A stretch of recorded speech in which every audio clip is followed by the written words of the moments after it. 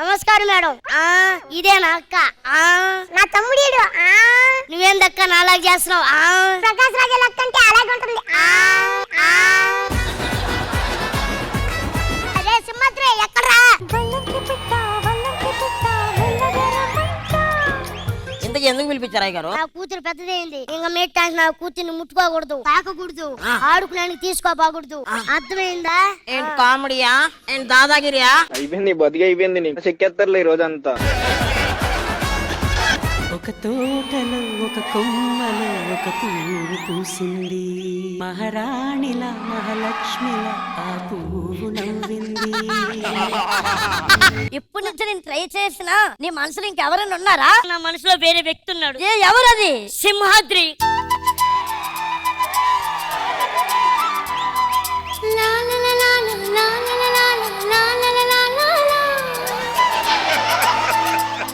జబర్దస్త్ ఈ రోజు రాత్రి 9:30 మీ ఈటీవీలో.